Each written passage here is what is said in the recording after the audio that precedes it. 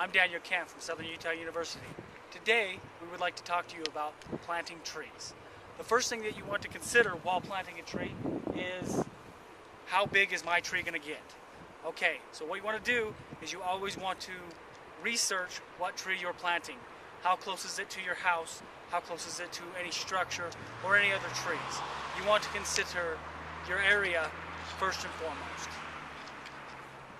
The next thing you want to consider is ball and burlap or potted.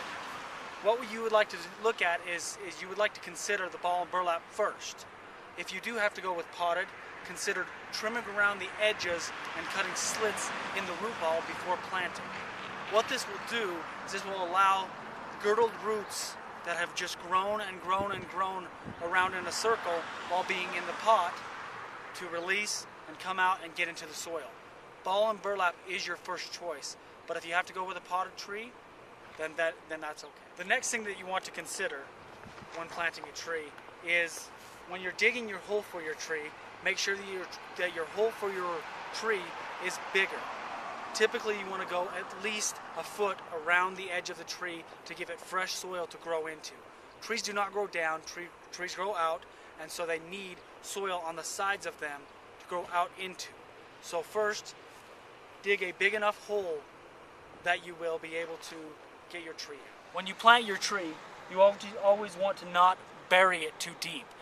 Trees need water, and that is very essential, but trees also need oxygen, and that's why a lot of times you see roots on top of the ground when planted in grass.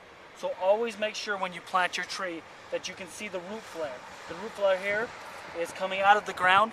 Every tree has a root flare. Some are more prevalent than others.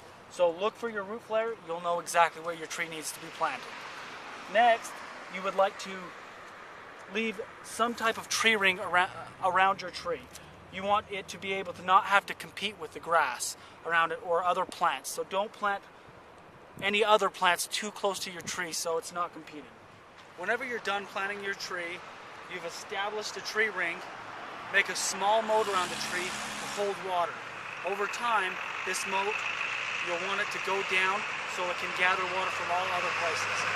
As soon as you're done planting your tree, water it in. Give it enough water to get down to the bottom of the roots.